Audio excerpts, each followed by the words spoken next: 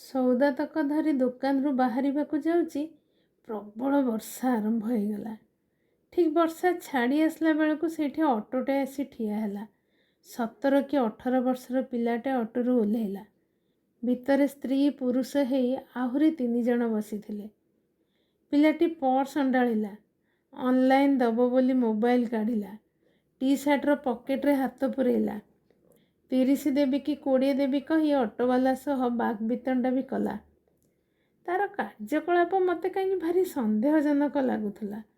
ଏପଟ ସେପଟ ଅନେଇଲା, ମୁଣ୍ଡ କୁଣ୍ଡେଇଲା, ଟିକେ କାଶିଲା, ତାପରେ ଟଙ୍କା ନ ଦେଇ ହଠାତ୍ ଦୌଡ଼ି ପଳେଇବାରେ ଲାଗିଲା।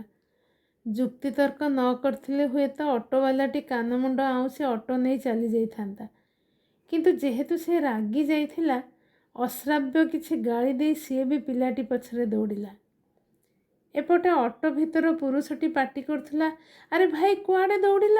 ଆମ ବସ୍ ବେଳ ହେଇଯାଉଛି ଯେ। ଓ ଭାଇ, ଭାଇନା। ଅନ୍ଧାର ଗଳି ଭିତରେ ସେତେବେଳକୁ 2 ଜଣ ଯାକ ଅଦୃଶ୍ୟ। ଟିକେ ଅପେକ୍ଷା କରି ବାଧ୍ୟ ହେଇ ସେମାନେ ଆଉ ଗୋଟାଏ ଅଟୋ ଧରି ପଳେଇଲେ। କିଛି ସମୟ ପରେ ଧଇଁ ସଇଁ ଝାଳ ନାଳ ହୋଇ ଫେରିଲା ଲୋକଟା। ଦେଖିଲା ବେଳକୁ ଅଟୋ ଶୂନ୍ୟ।